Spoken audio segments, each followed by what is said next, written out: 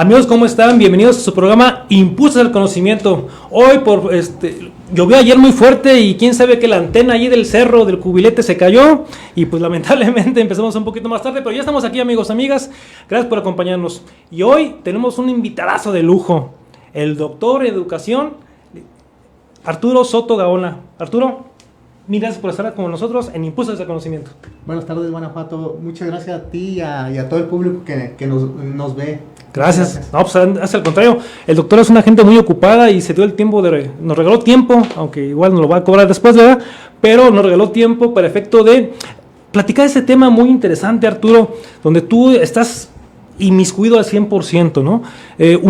Todos ustedes, amigos y amigas que nos ven y nos escuchan, también saben que, bueno, yo soy docente y también por ahí tenemos una participación activa en esta charla y no sin antes decirles que, antes de que la producción me regañe, que se suscriban al canal, amigos. Recuerden, en mi Facebook particular, busca como Juan Hernández, manda invitación y con todo gusto los aceptaré. Si quieren ver el programa en vivo y si quieren verlo ya grabado, ya con una carnita asada, que pues hay con una conchita, una lechita ahí tranquilos, bueno, entonces pueden suscribirse al canal Impulsos al Conocimiento que se encuentra en YouTube. Denle like y compartan este video, amigos, amigas. Les juro que lo hacemos sin ningún fin de lucro, esto es por amor al arte, entonces ayúdanos a compartir, por favor. Bueno, entonces vamos a continuar y hoy hablaremos del tema sobre la educación. A ver, doctor o Arturo, ¿cómo te digo? Arturo, pues somos cuates. Arturo, Guanajuato, ya nos conocemos creo que desde la infancia, ¿no? Fíjense, para los que no sepan, Arturo y un servidor éramos árbitros, tenemos muchas cosas en común. Yo trabajaba directamente en una cancha que está en la San Juanico, Arturo es de la San Juanico, y los dos somos egresados orgullosamente del CONALEP. Somos gente CONALEP. Y bueno, ahora el destino nos vuelve a unir otra vez, fíjense nada más. Entonces, pues qué padre que Arturo se dé el tiempo y tenga las ganas y nos comparta toda su sapiencia, todas sus anécdotas y toda su experiencia. A ver, Arturo, ¿cómo era la educación hace 20 años, hace 30 años? ¿Cómo era la educación? Platícanos, Arturo. ¿Cómo ha ido evolucionando esta cuestión, Arturo? Bueno, realmente, si nosotros hablamos de la educación de manera general, tenemos que pensar en los actores, y la educación prácticamente se ejerce por la parte de la familia y por la educación escolarizada.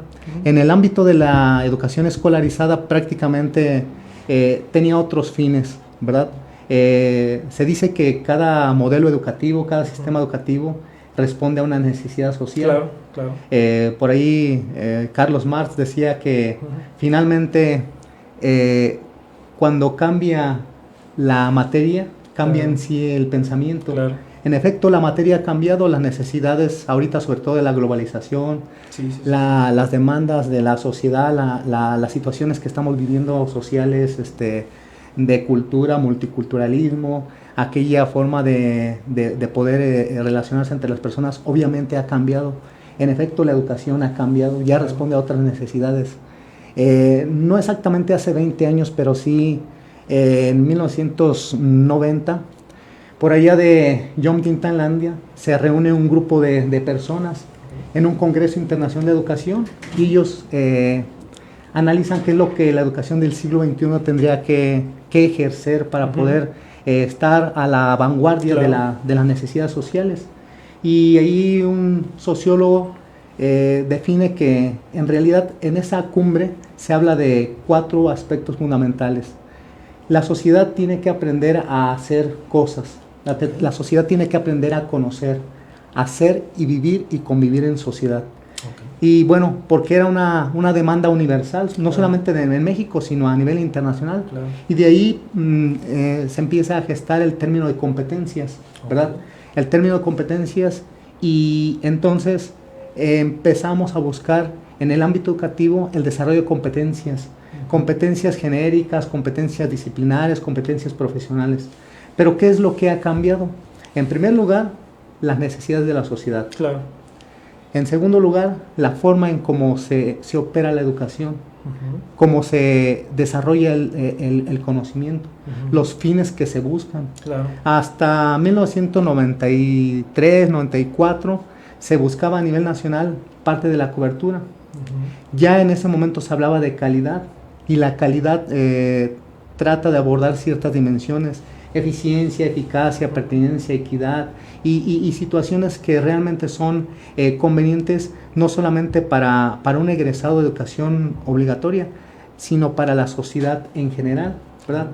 Anteriormente, hace 20, 30 años, se buscaba incidir mucho en la disciplina.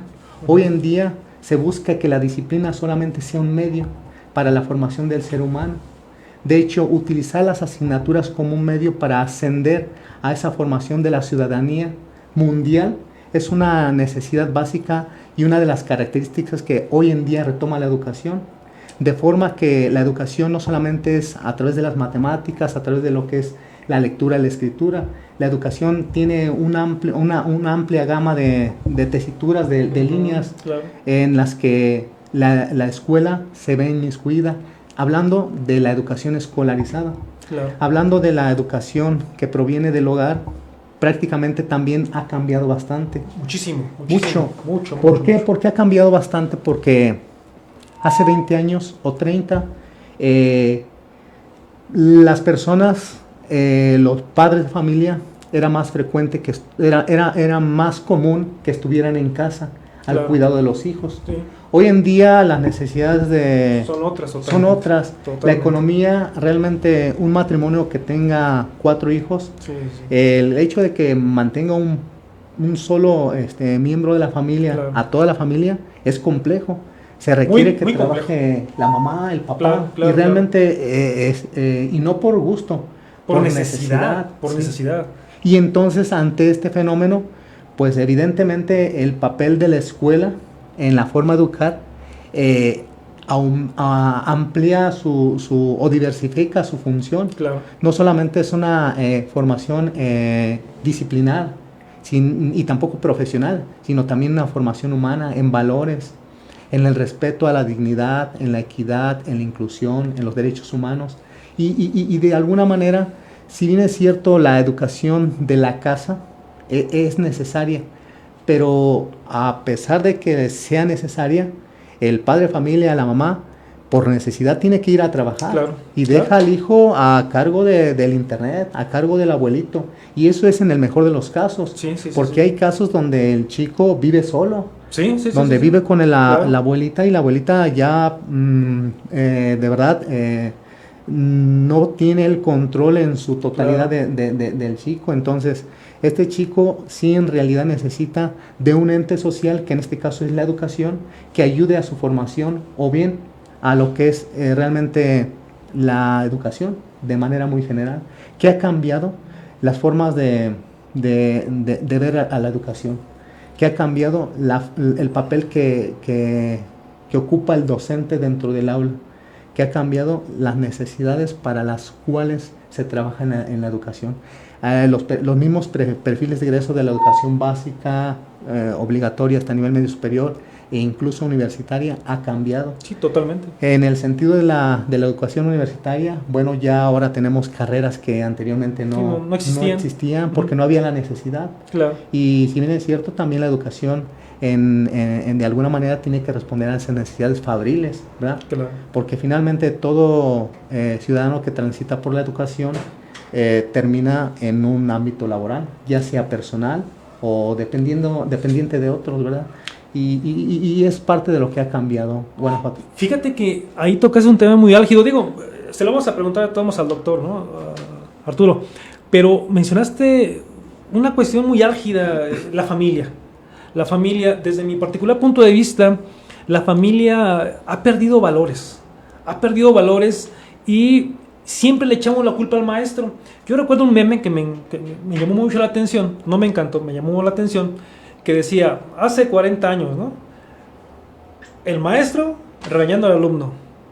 Hoy en día, los papás y el alumno regañando al maestro. Esto a mí se me quedó muy grabado, Arturo. Este meme, esta imagen, es fidedigna, ¿eh? Es cierto, al día de hoy está sucediendo ese fenómeno donde los papás, por el hecho de que el maestro le levante un poquito la voz o que el maestro lo castigue, ya agrede sus derechos humanos. ¿Qué opinas de esto, Arturo? Bueno, en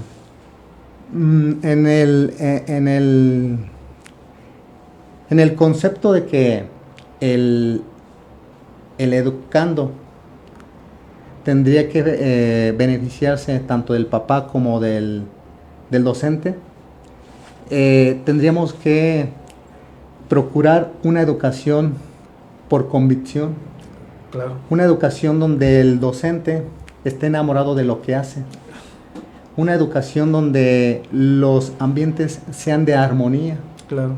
Una escuela que promueva una educación donde el estudiante se pueda sentir seguro. Claro. De hecho, por ahí hay una encuesta donde le preguntan al estudiante de educación básica cómo se siente en la escuela. Uh-huh. Y la mayoría de los estudiantes manifiestan que sienten que estar en la escuela es estar en un espacio seguro. Okay. Hoy en día. Uh-huh.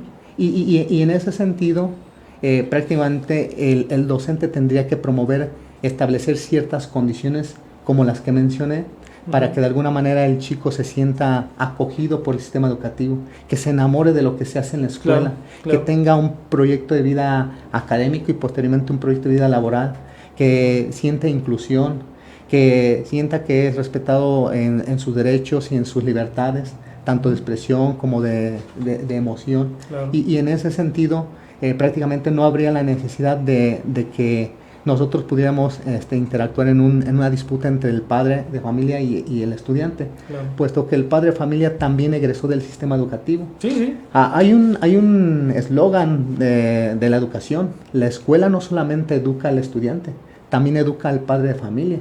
Y en ese sentido hay programas por parte de la Secretaría y de algunas escuelas de manera muy particular donde incluyen a los padres de familia para que nos pongamos a la misma sintonía. Okay. Y realmente entendamos desde la casa lo que se está haciendo desde la escuela. Claro. Para que de una manera sociedad que incluye padre de familia, escuela, docentes y estudiante, estemos hablando bajo el mismo lenguaje. Claro. Y perdamos esa idea de que la educación para el estudiante es una disputa. La educación para el estudiante tendría que ser un complemento de la casa, de la escuela y de las relaciones interpersonales que el chico sostiene en su sociedad. Claro. ¿Verdad?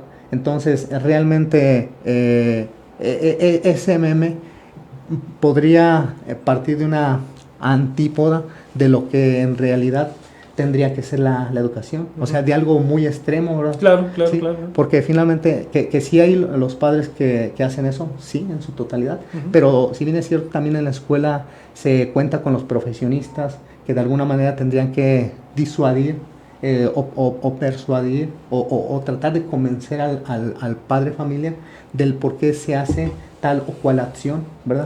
Fíjate, Arturo, ahí se me ocurre una pregunta. ¿El maestro nace o se hace?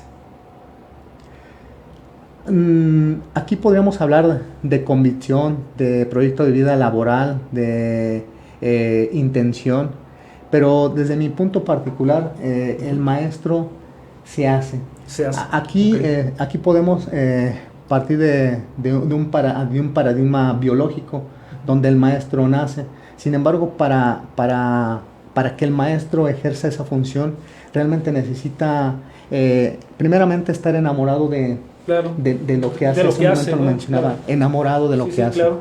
Segundo, debe ser adicto a la lectura sobre temas de interés particular en el ámbito de la didáctica.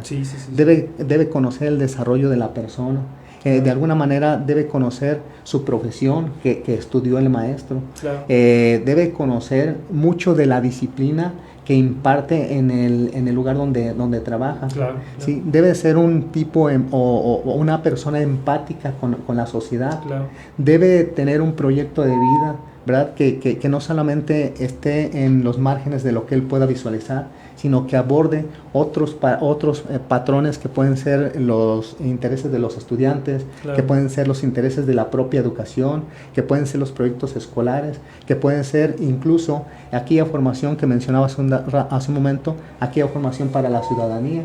Hoy en día el maestro de matemáticas, si bien es cierto, tiene que estar pensando en el álgebra, en la geometría, pero al mismo tiempo de pensar en el álgebra y en la geometría, tiene que pensar en cómo a través de esa asignatura tiene que desarrollar una conciencia para el cuidado de la salud, tiene que desarrollar una conciencia para el cuidado del medio ambiente.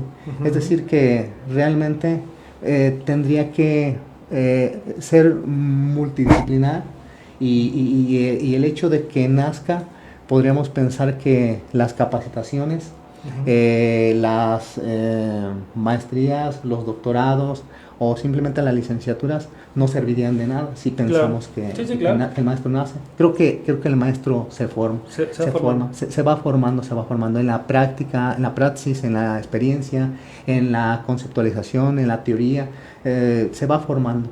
Fíjate que ahorita que mencionas eso, yo creo que cabe mencionar cabe hacerte esta pregunta. ¿Se les paga bien a los maestros? ¿Los maestros en México tienen un buen salario?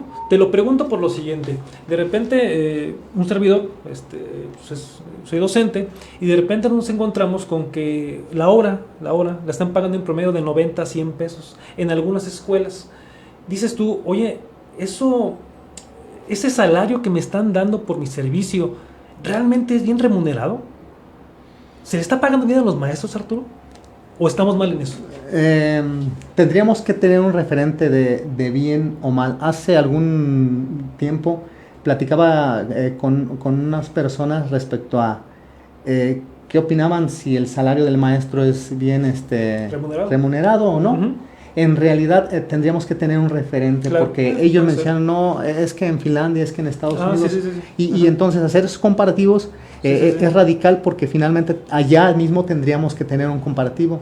Si nosotros lo analizamos respecto a las necesidades económicas que nos surgen, pues podríamos decir que el salario no es bien remunerado. ¿Por qué? Porque en efecto no logra satisfacer una necesidad económica que un ciudadano de la envergadura de un docente debería de cubrir, como tener un auto propio, tener su casa propia, una estabilidad económica, si quieres un ahorro, la posibilidad de salir a viajar o de vacaciones, Bueno, en ese sentido podríamos nosotros subjetivizar y decir, le pagan mal o le pagan bien. El punto es de qué forma este maestro administra lo que obtiene y qué tanto le implica prácticamente llevar a cabo esa función de la docencia y en relación a lo que obtiene. Porque hay escuelas que en efecto pagan desde los 70 pesos, 90 pesos, 120 pesos. Hay algunas escuelas que pagan 250 pesos, ¿verdad? Obviamente las exigencias crecen. Y creo que es muy subjetivo. Es muy subjetivo, Guanajuato. Ok, fíjate que ahorita mencionando este tipo de cuestiones, tú consideras, desde tu aspecto personal, ¿tú consideras que los docentes antiguamente, yo en un caso muy particular recuerdo varios maestros de la secundaria, por ejemplo, conocí a un maestro, en paz descanse, el maestro Eulogio, que él, su forma, tenía tanta personalidad que te juro que en el salón de clases se escuchaba una mosca, de veras, todos alineados, todos con el suéter, y se escuchaban las moscas. Él llegaba y decías, entró un docente, entró un maestro, nadie echaba despapalle, todos bien portaditos, y su clase, aparte su clase era muy interesante, ciencias naturales. De repente nos encontramos con otro tipo de maestros, un tipo de maestro que de repente, pues te pongo 10 y no te califica ni siquiera los trabajos. Pues ¿sabes qué? Pues ahí nos vamos llevando. ¿Por qué? ¿Por qué hay esa brecha? ¿Por qué existe esa brecha, Arturo, entre los docentes? ¿Qué es lo que está pasando? Bueno, realmente al ser el proceso educativo un fenómeno social, donde interactuamos personas, algunas más convencidas que otras, prácticamente muchas tendencias se diversifican, en el sentido de que el docente actúa muchas veces en función a sus valores, pero no en función a los valores institucionales, que son los medios y los puntos de encuentro entre escuela, sociedad y todo lo que concurren ahí. Es decir, que el docente se tendría que a pegar a los valores, adaptar a los valores de la institución, no a los particulares. Los particulares, bien es cierto, establecen una plataforma de actuación, pero no definen lo que el docente tendría que ser. La Secretaría de Educación Pública establece ciertos valores, tiene una filosofía institucional, tiene una misión, y en ese sentido el docente o quien se precie de ser docente tendría que atender en el mejor de los casos esos valores y esos principios. ¿Por qué sucede esto? Porque en todo fenómeno social nada se repite de la misma manera, ¿verdad? Por ahí había un filósofo que decía que nadie se baña en el mismo río dos veces. Así funciona la sociedad. Es decir, hoy un docente en la mejor escuela lo puedes encontrar incluso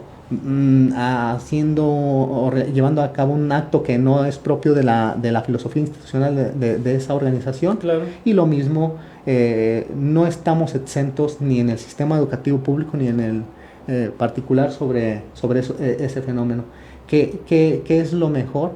Apegarse a estos lineamientos que ya afortunadamente la Secretaría ha establecido a fin de poder generar indicadores que determinen que el docente esté realizando lo que debe de hacer.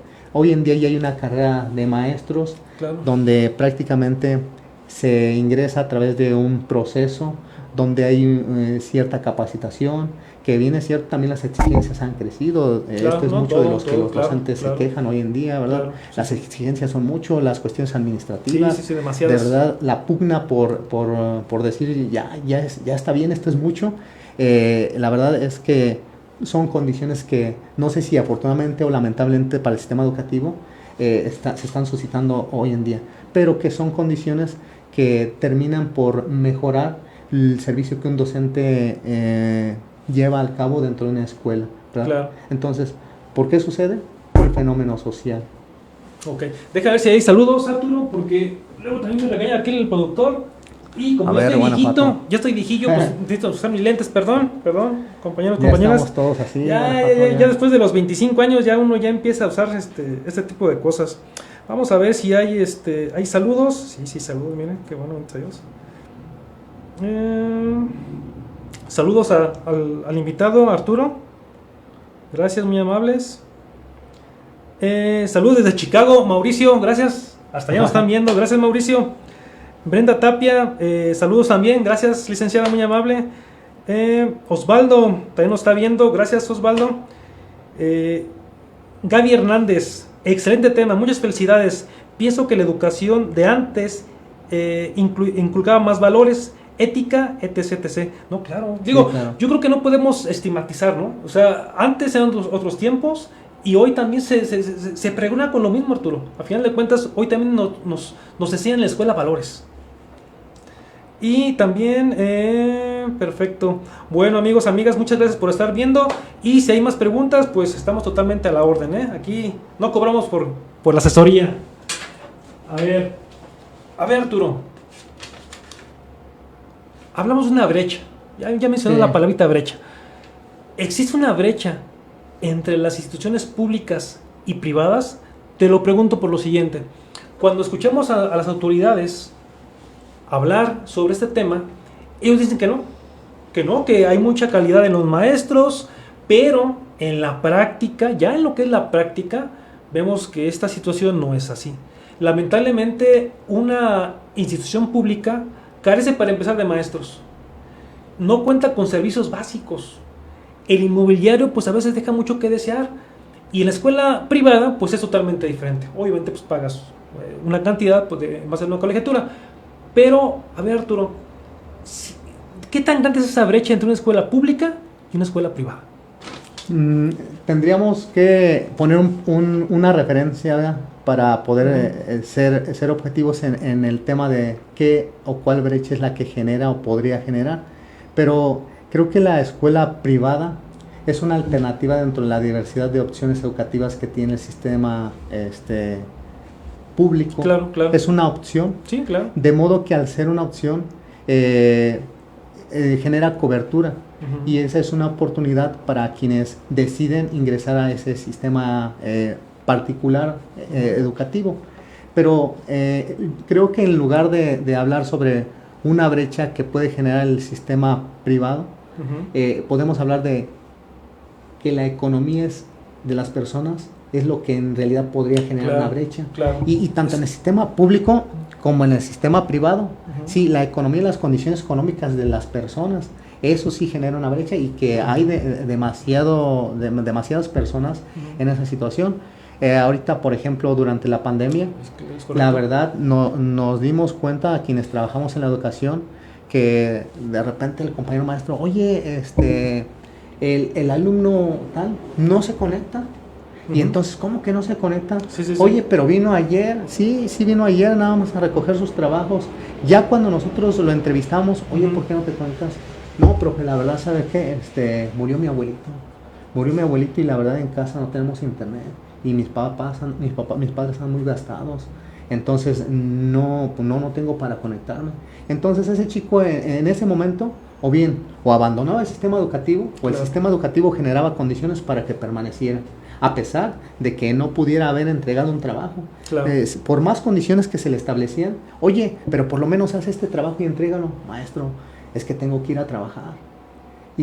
Pero es que tú eres un estudiante. Sí, maestro, pero yo también tengo necesidad de aportarle a mi mamá o mi papá, porque ellos no están aportando ahorita. No, a mi mamá, porque mi papá ya también falleció.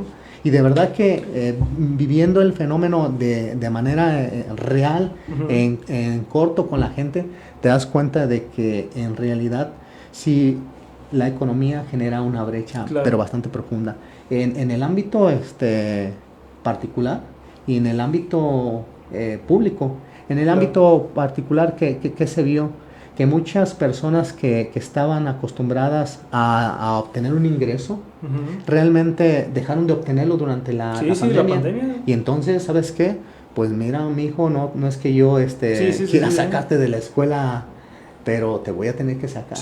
Muchas personas partían de la idea, y a lo mejor decir muchas, a lo mejor son 10 las que yo escuché, ¿no? Sí, claro. Pero sí se vio afectado el sistema de educación particular, en este sentido que los chicos los sacaban de la escuela particular y los metían al sistema público, porque decían, pues es que no voy a estar pagando un sistema privado recibiendo la misma educación que un sistema público. Sí, claro, es lo mismo.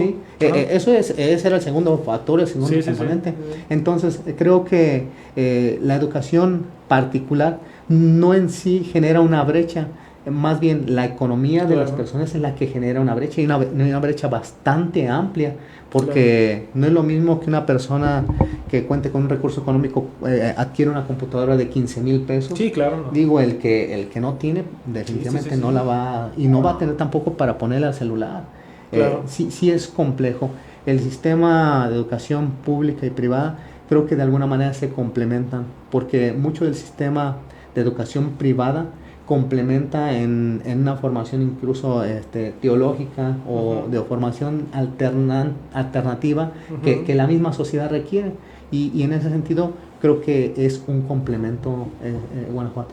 Muy bien, digo, a final de cuentas, muchos pensábamos, me incluyo, muchos pensábamos que la cuestión de la brecha que hablamos, pues es precisamente el nivel educativo. Ya nos dimos cuenta que no es tanto eso, sino puede ser una cuestión totalmente económica, porque yo tengo varios conocidos que sacaron a sus hijos de las escuelas privadas porque en toda la pandemia dejaron de crecer, dejaron de generar, y esto vino pues, un declive económico para toda la familia. Entonces, el sistema educativo también es bondadoso, Arturo. Yo creo que regularmente hablamos de lo malo, pero hay cosas buenas en las públicas, ¿no?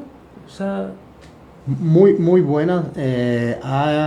Hay a nivel secundaria, a nivel medio superior, chicos que han ido a participar a China, a concursos de robótica. Es correcto. Algunos estudiantes que tienen intercambio académico a otros países, que van a visitar a Canadá. En el sistema al cual yo pertenezco, afortunadamente, antes de la pandemia teníamos un programa dual, donde el chico tenía la oportunidad de viajar a España, a países europeos, a capacitarse. Y bueno, realmente que el sistema de educación pública te facilite esas condiciones, pues realmente es muy enriquecedor, porque claro. quien regresa con esa experiencia realmente es como si hubiese cursado 10 años de universidad, sí, no, de no, verdad. Sí, claro. Y no porque haya reprobado, sino por la experiencia que obtiene. Claro. De hecho, hay gente que estando de maestro nunca ha vivido esa experiencia. Sí, claro. Y ellos van y experimentan y bueno, sí hay muchas condiciones loables en el sistema educativo de educación pública, ¿verdad? En el sistema particular también, si nosotros hablamos, por ejemplo, de las universidades, los rankings internacionales, en realidad tenemos el sistema público como número uno. Universidad número uno, claro. ¿sí? La UNAM. La UNAM, simplemente. Sí. De hecho, aquí de manera local, el Tecnológico de Celaya. Sí. Son instituciones realmente muy reconocidas. Claro, claro. Aquí el Tecnológico Agropecuario, bueno, ahora el Instituto Nacional de México. México, sí. De verdad, también hay muchas escuelas que ofrecen alternativas de profesionalización bastante necesarias y con un enfoque hacia la calidad que nunca llega a su ideal, claro. porque finalmente eso es la educación, un ideal. Un ideal. Sí. Y un ideal que, fíjate que bien que tocaste ese tema, se me estaba olvidando esta pregunta que es muy interesante. ¿Por qué, a nivel primaria en lo particular, nunca tuve una materia como tal, secundaria tampoco y prepa menos? Pero, ¿por qué a veces se deja a un lado esa orientación vocacional? ¿Por qué no se le da tanta importancia? Te lo pregunto por lo siguiente: de repente cuando yo estuve con los chicos de preparatoria, yo les preguntaba, ¿qué quieres estudiar, amigo? No sé. ¿Y qué quieres estudiar, señorita? No sé. Pues tengo más o menos ahí, o sea, la mayoría son chicos que aún no tienen claro qué es lo que quieren estudiar. ¿Algo está fallando ahí, Arturo? Bueno, creo que la Secretaría ya se dio cuenta hace tiempo que realmente hay necesidad de esa formación vocacional, de esa formación hacia lo que es un proyecto de vida académico. Claro. Y ya han hecho algunas estrategias por ahí a nivel nacional. Se procura hablar mucho del desarrollo de habilidades socioemocionales, para que de alguna manera se generen podríamos decir factores protectores dentro del mismo ambiente educativo. Uno de esos factores protectores es el proyecto de vida. Claro. Cómo logro que el estudiante pueda visualizar algo a futuro, ya sea de manera académica o de manera laboral. Claro. Y creo que esas son pequeñas semillas que se van plantando para que el estudiante de alguna manera vaya teniendo esa alternancia. Anteriormente, si bien es cierto, las escuelas técnicas terminales ascendieron a otra forma educativa donde ya también ahora en los que son los bachilleratos pueda estudiar independientemente de la carrera que haya estudiado en la escuela tecnológica, puede estudiar una ingeniería, puede estudiar una licenciatura en las diferentes áreas del conocimiento, ciencias sociales, físico-matemáticas, químico-biológicas, humanidades, etcétera. Es decir que sí, el sistema educativo ha generado ciertas condiciones para que esto suceda. Creo que, vuelvo a repetir, el fenómeno social de la educación es muy complejo, y en la medida en que nos incluyamos en las dinámicas, en los procesos, será más eficiente esta formación propedéutica para que el estudiante, cuando llegue al momento de tomar una decisión, lo haga de manera correcta. Claro. Y realmente sea más eficaz lo que pueda estudiar, porque desafortunadamente hoy en día muchos de los profesionistas no estamos en el área para la cual nos capacitamos profesionalmente, y pareciera ser que, bueno, yo tomé este trabajo porque lo necesitaba, no tanto porque este sea mi vocación o porque yo lo haya elegido, ¿verdad? Claro. Sí, y en esa alternancia entre sociedad, fenómeno social, se encuentra el docente como orientador, el padre de familia, la institución educativa, todos aquellos elementos que componen al sistema educativo, que incluye incluso las empresas, las instituciones de gobierno. Claro. Es decir, los representantes de gobierno en los municipios, en los estados, a nivel nacional. Es todo un fenómeno de inclusión y de cooperación.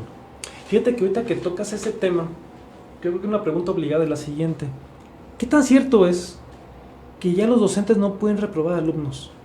¿Es un mito o es una realidad? Relativamente lo podríamos entender como una realidad. Sin embargo, creo que por ahí hay oculto un mensaje. A mí en realidad, de manera directa, nunca me han dicho no repruebes. Lo que yo he entendido es establece condiciones para que el estudiante aprenda. Claro. Esa es parte de la misión del docente, establecer ciertas condiciones para que el estudiante aprenda y aprenda en función a sus necesidades, que podamos hacer una adecuación en función a su contexto. Claro. Y sí, porque bueno, no vamos a pensar que todos tenemos las mismas necesidades, claro. Todos pensamos de la misma manera, claro. Todos desarrollamos lo mismo. No, somos personas, seres humanos y tenemos limitaciones y algunos más que otras, claro. más limitaciones que otros. En ese sentido, el maestro tendría que ajustarse a esa necesidad del claro. Estudiante, ¿verdad? Porque finalmente, sí, no, es que me están diciendo que lo apruebe, perdón. Bueno, yo diría que lo entendamos como lo que se nos pide es que generemos condiciones para el aprendizaje. Okay. Bueno, y creo que una forma de analizarlo sería, imaginemos que yo tengo mi hijo, y mi hijo acude a la escuela, y mi hijo no tiene esas cualidades académicas para poder aprender lo que aprende su compañero. Sí, claro. O sea, eso sería condición para que lo excluyeran del sistema educativo. Bueno, y hablo de exclusión, porque finalmente el sistema educativo se convierte en un sistema de transición donde independientemente de las características todo ciudadano debe de pasar. Claro, ¿sí? Claro. Y el hecho de reprobarlo implica un factor de riesgo para el abandono escolar. Sí, y el abandono escolar es otro factor de riesgo para el crimen y la delincuencia. Claro, y entonces nosotros tenemos que pensar si decidir reprobarlo o decidir establecer condiciones. Claro. Ahora, ¿cuáles? Las que el individuo requiera. Claro. Que es complejo, sumamente complejo. Sí, precisamente en esa complejidad es donde nos encontramos con muchos lastres que realmente nos llegan a confundir. Pero en realidad no hay en sí un documento que tajantemente le diga claro. Que lo obligue, vaya. Que lo obligue, ¿verdad? Hay mucha interpretación de la literatura en ese sentido, pero creo que nos tendríamos que concentrar en establecer condiciones para que el estudiante aprenda lo que pueda aprender, y bueno, en base a los planes y programas de estudio, ¿verdad? Fíjate que eso que mencionas es bien interesante, porque de repente, ¿qué sucedía en antaño, hace mucho tiempo? ¿Qué sucedía cuando un chico con síndrome de Down o una persona en silla de ruedas era casi imposible acceder a las escuelas públicas? Tal vez a las privadas no tanto, pero las públicas era muy complicado porque no había los accesos, porque los docentes no estaban capacitados como para poder entender, analizar y poder sacarle jugo a ese alumno. Hoy en día, Arturo, ¿eso ha cambiado?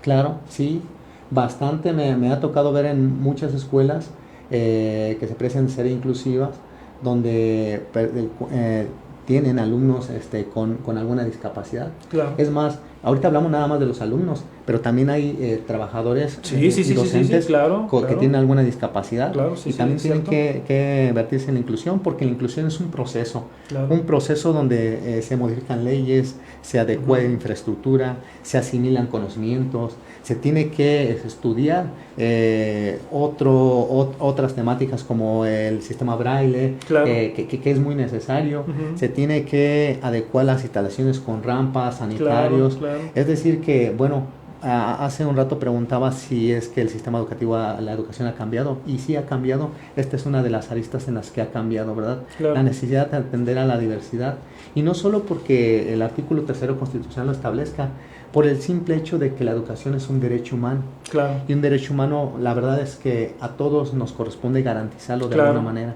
Nosotros tenemos que ser, como parte del sistema educativo, los primeros respondientes ante el hecho educativo, y en este sentido es privilegiar este concepto que legalmente le dicen el interés superior de la niñez. Claro, el artículo 4º lo marca. Así es correcto. Sí, o sea, el interés superior de la niñez en el ámbito de la educación, claro. Prácticamente estamos, somos corresponsables. Claro.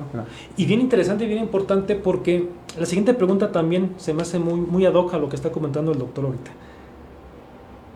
¿qué es el bullying? Anteriormente a mí me tocaba la carrilla.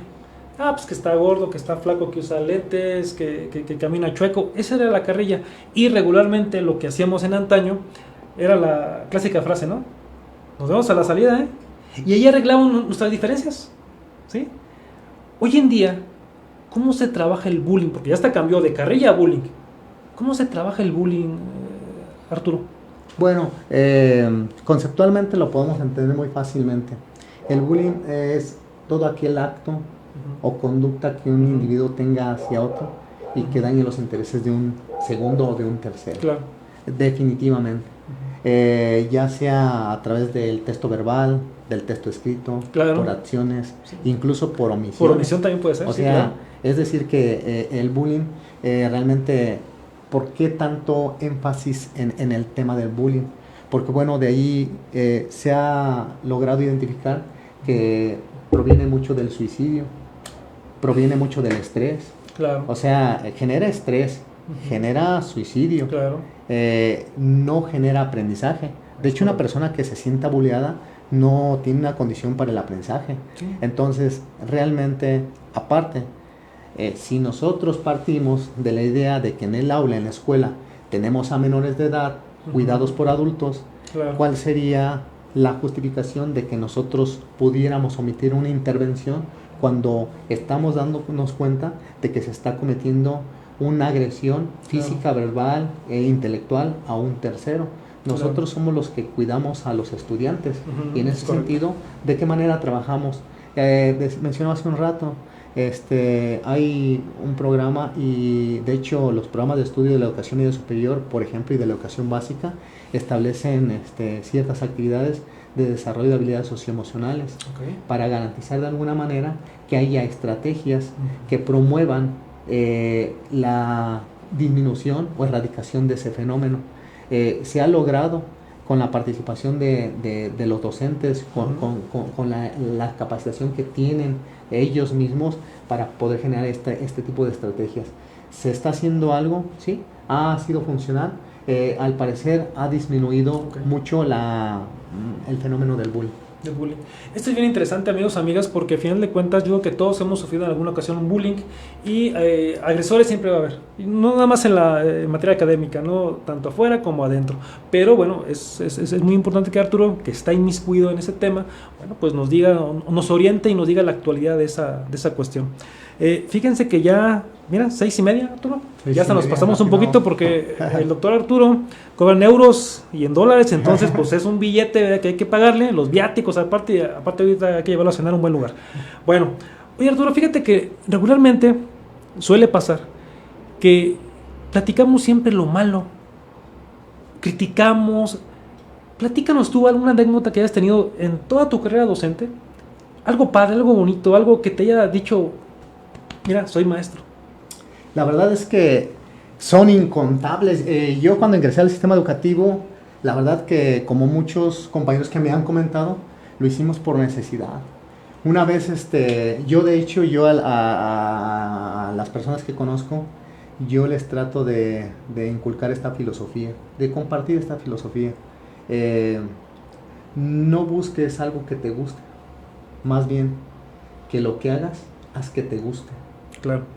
Para que donde quiera que estés, lo que quiera, claro, que hagas, sea de tu gusto. Sí, que lo hagas con amor, al final de cuentas. No hay pierde. Sí, no. Creo que eso fue lo que a mí me pasó, me gustó.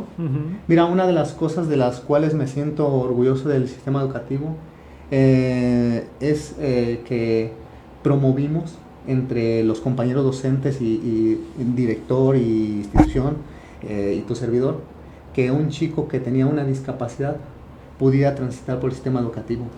No le regalamos nada, lo involucramos en un proceso de aprendizaje. Él terminó su educación media superior y ascendió a la universidad.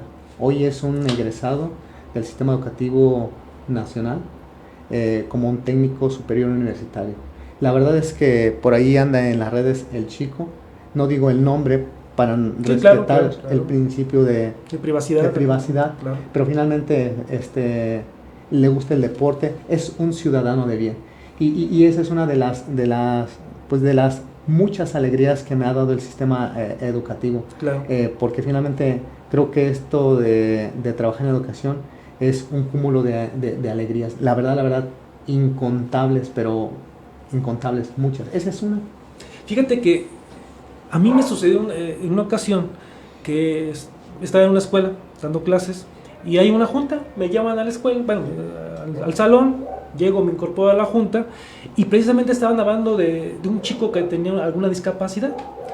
Entonces, yo sin saber, porque realmente este chico yo lo tomé no en el primer semestre, sino ya en los finales, yo sin saber, y yo lo veía como uno más. Yo nunca lo distinguí, nunca le regalé calificación ni nada. Le hago su examen, pero obviamente el examen que yo le hice a él, bueno, pues era un tanto cuanto diferente a los demás, porque conozco, o sea, se ve, o sea, que no puedo pedirle más, ¿sí? Le hago su examen y le digo, ¿sabes qué? Yo no necesito que tú me digas esto. Y empieza. Me entrega su examen, se lo califico, pasa con 10. Voy a la junta y de repente mencionan a este chico que no podía escribir. Oye, espérame, ¿cómo no? Mira, a mí me acaba de entregar su examen. Yo no sabía que ese chico no sabía escribir o no podía por su discapacidad, vaya, no es que no supiera. Digo, en lo particular, esa satisfacción que nunca me la esperé. Uy, qué padre, ¿no? O sea, que de alguna manera esta carrera tan noble nos pueda brindar ese tipo de satisfacciones, Arturo. Sí, la verdad es que si uno está atento, no solamente puede ser un espectador, claro, puede ser un actor colaborativo de ciertas transformaciones. Claro.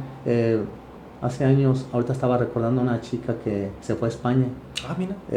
La verdad es que cuando mencionó es que yo quiero ir a España en ese programa, yo la verdad dudaba porque sí, en verdad la veía muy noble, muy seria. Bueno, fue la primera chica que nosotros logramos que fuera para allá. Y cuando digo nosotros, no digo yo, claro, digo sí, todos los compañeros, claro, la verdad, claro, entre maestros, porque es una labor claro, colaborativa. Y en ese sentido, pues también es una satisfacción que el hecho de que la institución educativa en la que estemos o incluso en la que participemos se aprecie de formar ciudadanos más allá de profesionistas. Claro.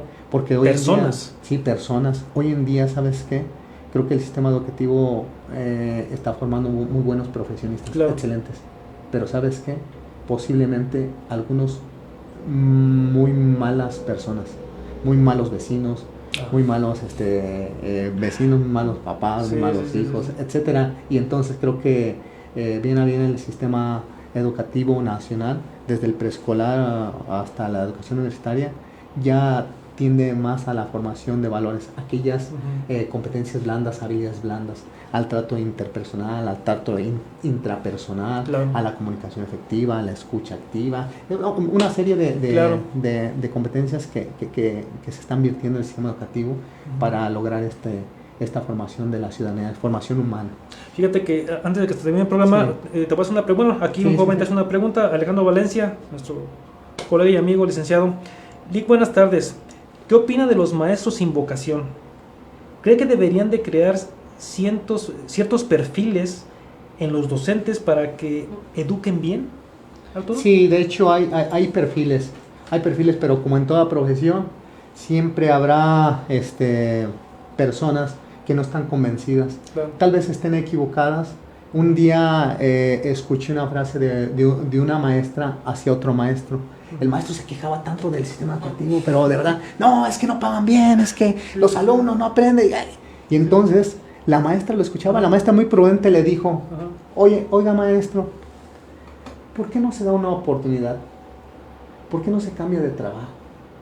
Este trabajo lo va a matar, no veo que lo haga feliz. Sí, claro. Y creo que esa tendría que ser una reflexión para quien en realidad no se sienta con vocación, claro, de estar en el sistema educativo. Respecto a los perfiles, existen, no, claro, los referentes existen para el sistema educativo. De hecho, están establecidos para lo que es el sistema público en Musicam, que es la plataforma donde finalmente se establecen los perfiles tanto de un docente, de un directivo y de un supervisor. Okay. O sea, sí están establecidos. Aquí habría que ver qué tanto el docente, la persona como tal, hace por esa formación. Claro. Sí, sí. Finalmente somos humanos, sí, claro, carentes de muchas situaciones, con algunas situaciones muy particulares, de muchos tipos, emocionales, físicas, intelectuales. Totalmente. Y bueno, nos llega a afectar. Pero de que existen los rasgos, existen. Amigos, amigas, ¿qué creen? Se nos acabó el tiempo. Yo quisiera estar aquí como 2-3 horas, ¿verdad? Pero pues no, mira, el productor cobra muy caro. En pesetas, es español. Y aquí Arturo, pues en euros, pues voy a acabar bien quebrado. Entonces, amigos, amigas, muchas gracias por estar con nosotros. Saludos, mire, Vero Alejo lo está viendo, Anaís Asen, Mochi, gracias por vernos. Y a todas las personas que nos hicieron el favor de comentar, pues mil gracias. Recuerden, amigos, amigas, ayúdenos a compartir este video totalmente gratis. Pónganle like, compártanlo a todos sus contactos si es que pueden, ¿verdad? No les cuesta nada, para que poco a poco esta comunidad vaya creciendo cada día más. Recuerden, Impulsos al Conocimiento, estamos en YouTube, ahí pueden suscribirse, propongan temas. Este tema que acabamos de abordar es un tema meramente social. A lo mejor piensan, ay, pues es que Licenciado de Guanajuato es abogado y puros temas de derecho. No, ahí vamos a hablar de salud, vamos a hablar, si me lo permite Arturo, algún día de deportes, también vamos a hablar de deportes.